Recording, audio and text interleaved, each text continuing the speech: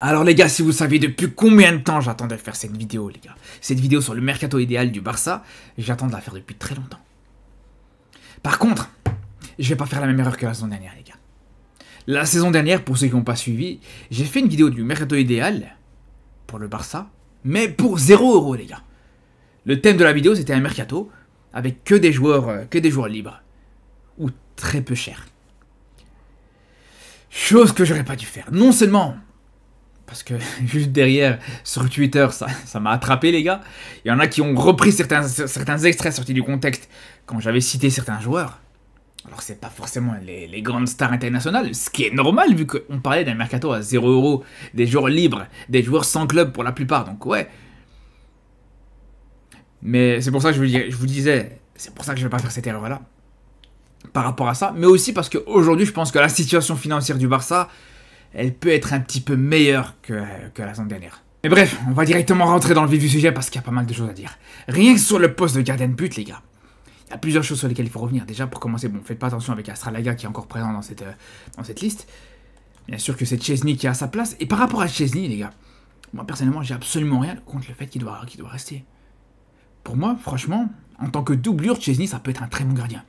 Il est limité, il a des grosses limites pour un gardien numéro 1. Mais en tant que doublure, franchement, il peut très bien dépanner. C'est clair et net. Pareil pour Peña, d'ailleurs. Hein. Alors, Peña, il y a peut-être des chances qu'il va vouloir partir. Mais, j'ai envie de dire, les gars, le fait de le préparer un petit peu pour l'avenir, pour qu'il devienne, pourquoi pas, dans le futur, un gardien numéro 1. Aujourd'hui, on a bien vu à quel point Peña a montré beaucoup de choses intéressantes sur cette saison, les gars. Et pour moi, franchement, je vous dis la vérité, les frères. Hein. Szczesny n'a pas fait largement mieux que Peña sur sa saison. Il a fallu faire un choix, Hansi Flick a fait un choix entre les deux gardiens, mais pour le même prix, t'as Peña qui aurait pu être titulaire jusqu'à la fin de la saison, ça n'aurait pas été choquant. Donc, les deux, pour moi, s'ils restent, comme je vous dis, en tant que gardien numéro 2 et numéro 3, en fonction de la hiérarchie qui peut changer d'un moment à l'autre, même si Szczesny reste un troisième gardien qui t'apporte son expérience, etc., ça peut vraiment être une très bonne chose avec un gardien à ce niveau-là, avec une carrière pareille. Franchement, on peut pas cracher dessus. Mais celui qui doit dégager, c'est clairement Ter Stegen. Alors là, pour ce qui est de Ter Stegen, les gars, il n'y a aucun doute sur le fait qu'il doit partir. De toute façon, on a déjà trouvé son remplaçant. Avec Joan Garça qui vient d'arriver, ça vient quasiment d'être officialisé pour son arrivée. Mais je vous le dis, les gars, peu importe ce qui se serait passé, avec ou sans Joan Garcia, les frères, c'est sûr et certain que Ter Stegen, c'était plus possible, les gars. Ce gardien n'avait plus aucune fiabilité. Son retour de blessure était cataclysmique, les gars. Les matchs qu'il a fait quand il est revenu de blessure étaient catastrophiques. Bon, c'est vrai que en équipe nationale avec l'Allemagne, il n'a pas été mauvais contre la France, même s'il n'a pas été exempt de tout reproche sur le premier but des Bleus, pour le coup. Mais malgré tout, les gars, on le sait très bien. On le sait très bien, les gars. Il n'a aucune fiabilité. Il a absolument aucune fiabilité. Dans les grands matchs, à chaque fois, il peut te décevoir. À chaque fois, il peut passer à côté de ses rencontres. C'est pour ça que je vous le dis, les gars, pour moi, si on veut avancer dans cette équipe, si on veut que le Barça avance, ça doit être sans Ter Stegen. Je vous le dis, les gars. Après, il veut absolument rester, les gars. Il veut rester peut-être pour se battre pour sa place, etc. Pour moi-même, ça, c'est pas intéressant. Ça va mettre une ambiance malsaine, déjà, chez les gardiens. Ça, c'est une première chose. Deuxième chose, les gars, avec son salaire, il n'a pas resté en tant que deuxième gardien, les frères. C'est l'un des plus gros salaires du club. Qu'est-ce qu'il veut rester encore à faire? Bref. Sinon, pour la défense centrale, entre Inigo et Cubarsí, qui vont sûrement être encore une fois les deux centraux titulaires pour la prochaine saison, pour moi, celui qui doit partir, le seul qui doit partir en défense centrale, c'est Araujo, les gars, tout simplement. Tout simplement. Est-ce qu'il doit y avoir des recrues à ce poste-là? Je pense pas. Pour moi, c'est pas forcément obligatoire. Christensen, qui aujourd'hui, pour moi, a la possibilité de pouvoir bien dépanner. Son retour de blessure, pour le coup, lui, était pas mauvais, hein, les gars. Il a la possibilité de pouvoir dépanner, que ce soit à gauche, à droite, sur les deux postes de cette défense centrale. Et je vous le dis, les gars, la plupart des rentrées en jeu, des matchs de Christensen, c'était pas dégueulasse du tout, les frères. Et puis, tu as la possibilité aussi d'avoir Eric Garcia avec sa polyvalence. Pour moi, Eric Garcia, vraiment, ça peut devenir vraiment le couteau suisse de cette équipe catalane. On sait qu'il peut jouer, que ce soit en défense centrale, il peut jouer à droite, en défense centrale droit, centrale droit, centrale gauche, il peut jouer en tant que latéral, il peut jouer en tant que milieu de terrain, et sur tous les postes qu'il occupe, il est très bon. Et c'est pour la même raison que, non seulement pour moi, il n'y a pas forcément besoin de recruter au poste de centrale, mais même au poste de latéral droit, il n'y a pas besoin de recruter de manière urgente, les gars. T'as Koundé, déjà, un des meilleurs latéral droit du monde. T'as Hector Fort qui a vraiment une grosse marge de progression, qui a encore vraiment des choses à améliorer. Mais t'as Eric Garcia qui vraiment est très bon, les frères. Eric Garcia, sur sa fin de saison, au poste de latéral droit, c'était pas mal du tout. Je vous le dis, les gars. Pour moi-même, vous allez me prendre pour un fou, mais s'il est titulaire en équipe d'Espagne, les gars, au poste de latéral droit, c'est pas choquant du tout. Et moi, je reste persuadé que Yamal contre le Portugal, et même contre la France d'ailleurs, hein, avec un Eric Garcia sur son côté, ça aurait pas été la même chose, ça aurait été un Yamal beaucoup plus dangereux, beaucoup plus impressionnant. Et même contre la France d'ailleurs. Là où par contre, ça devient un peu plus dangereux et un peu plus crucial de recruter, c'est au poste de latéral gauche. Alors Gérard Martin, on a entendu le fait que voilà, il allait avoir qui avait vraiment un intérêt concret de la part de Wolverhampton, les gars, franchement. Il faut saisir l'occasion directement. Alors c'est vrai que Gérard Martin a montré qu'il était capable de faire des choses intéressantes. C'est vrai, il n'y a pas de problème là-dessus. On peut l'entendre. Mais je vous le dis, les gars. Pour moi, si tu as un club comme Wolverhampton qui est intéressé par Gérard Martin, pour moi ça doit dégager directement, les gars. Parce qu'on a bien vu à quel point ce joueur a des limites énormes. On a bien vu à quel point ce joueur, il manque vraiment de qualité balle au pied, les frères. Il n'est pas du tout fiable balle au pied. Des passes simples, il n'est pas capable de les faire, les gars. Alors des fois, c'est vrai qu'il te sort des centres venus de nulle part. Et ça, c'est vraiment impressionnant là-dessus. Mais c'est pas suffisamment fiable, les gars. C'est là où vraiment... T'es obligé de recruter en sachant en plus de ça que Baldé, c'est un très bon joueur, c'est un très bon latéral, mais en termes de fiabilité physique, c'est compliqué. Il peut se blesser à tout moment, comme ça a été le cas sur cette saison. Donc c'est là où vraiment il va falloir recruter de manière urgente. Et là, je pense que pour le coup, les frères, on va pas faire durer le suspense très longtemps, les gars. Pour moi, je pense que l'option la plus intéressante, la plus naturelle, ça peut être Grimaldo. Clairement, Grimaldo au poste de latéral gauche, en doublure de Baldé, mais vraiment, c'est un luxe énorme. Après, est-ce que le Barça peut se permettre d'investir autant pour un latéral gauche ? 30-35 millions, je sais pas, la clause libératoire pour un latéral gauche, ça peut être un petit peu énorme, surtout qu'il y a des joueurs à recruter un peu plus haut sur le terrain, sur le milieu de terrain, sur les attaquants surtout, où vraiment là, il va falloir mettre des gros investissements, les gars. Donc Grimaldo, si ça peut se faire, c'est top, c'est parfait, mais pour moi, les gars, j'ai une option qui pourrait être intéressante, les frères. Alors c'est là où vous allez me prendre pour un fou, c'est là où vous n'allez pas être d'accord avec moi, c'est là où vous allez... Les gars, le latéral gauche des Young Boys de Berne, les frères. Le petit Adjam, international algérien, les gars. En doublure, j'ai bien en doublure, hein. En doublure de Baldé, c'est pas déconnant. C'est pas déconnant, les frères. On l'a bien vu contre le Barça, les gars. Il n'a pas été dégueu du tout, les frères. Face à Yamal, il s'est bien débrouillé. C'est un joueur qui est vraiment pas cher du tout pour 8 millions, il y a moyen de l'avoir, les gars. Pas cher. Très jeune, 22 ans. International algérien. Qui a l'expérience de la Ligue des Champions. Qui a pas, comme je vous dis, qui a pas été ridicule du tout contre le Barça. Alors qu'il était sur le couloir de Yamal sur ce match-là. Moi, je vous le dis, les gars. C'est un joueur qui peut vraiment être... qui peut être pas mal. En plus, il y a aussi un autre avantage, c'est qu'il est très polyvalent. Il a la possibilité de jouer à gauche, en tant que latéral gauche. Il a la possibilité de jouer en tant que latéral droit, en défense centrale.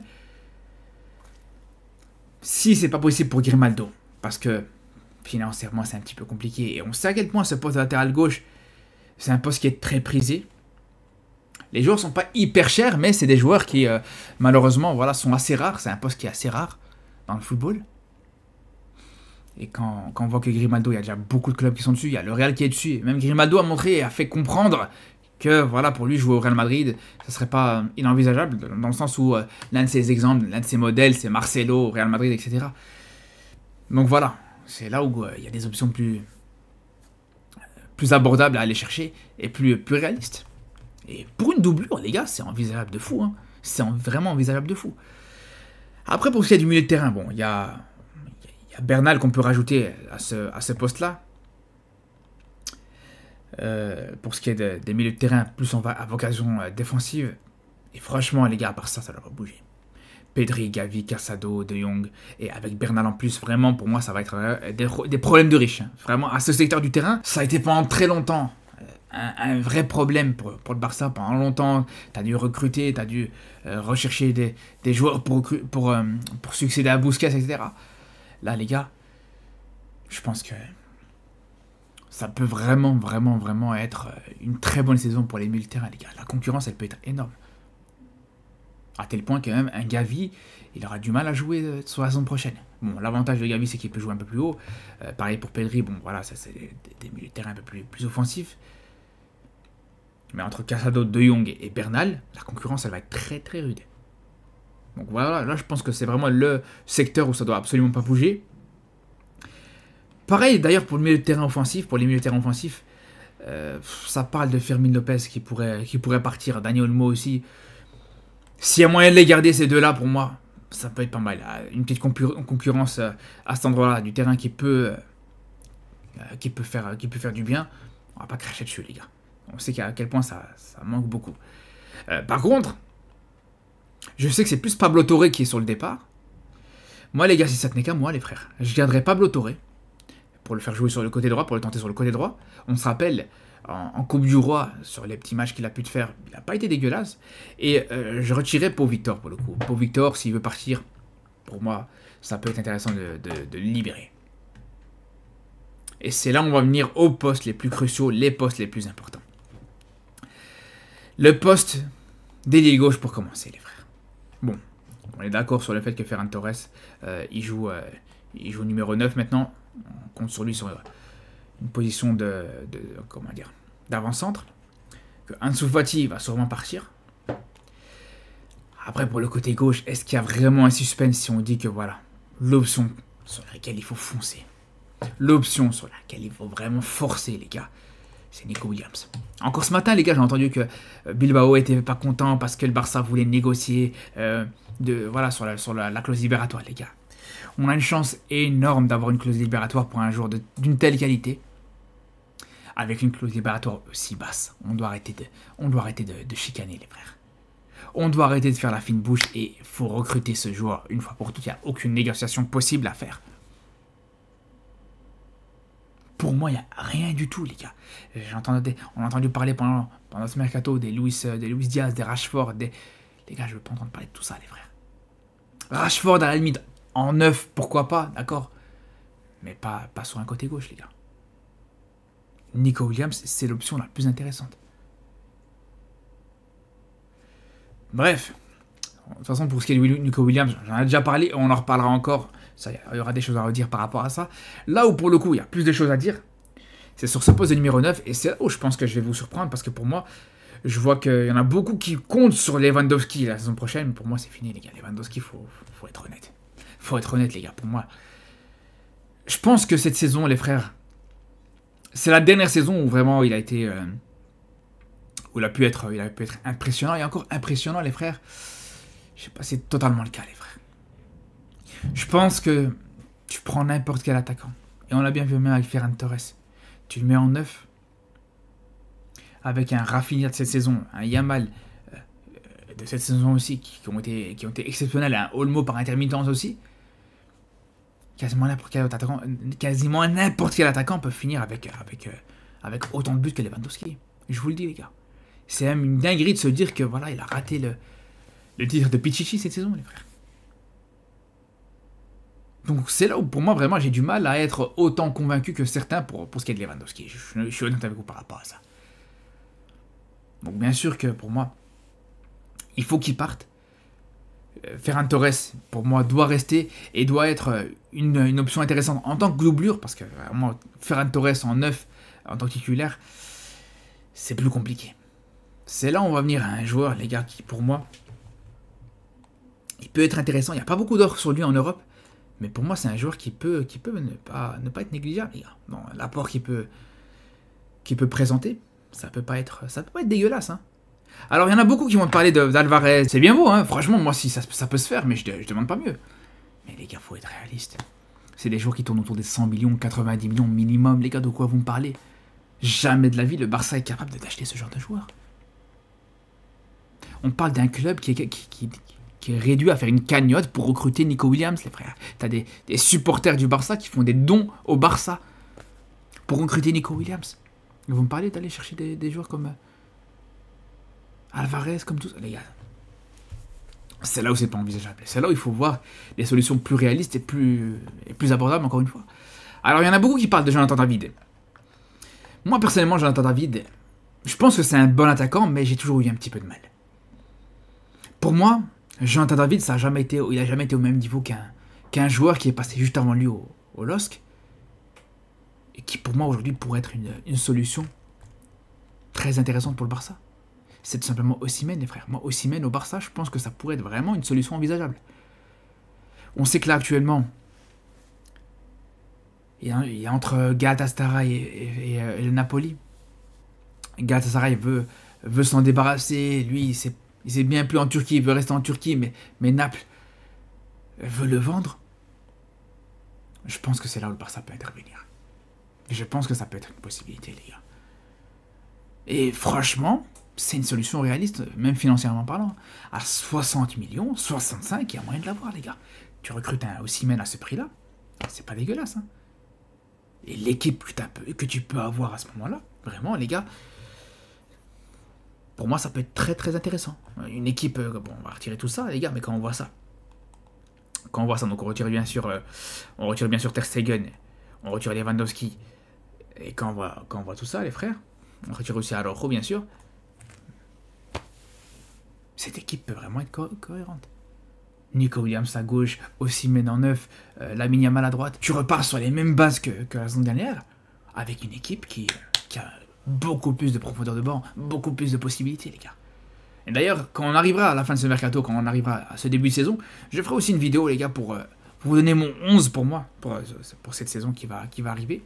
Mais bon, ça, on en reparlera. Sur ce, les frères, dites-moi ce que vous avez pensé de cette vidéo. Dites-moi si vous êtes d'accord ou pas avec moi. En attendant, je vous dis à très bientôt pour une nouvelle vidéo et surtout d'ici là, les gars. Prenez soin de vous.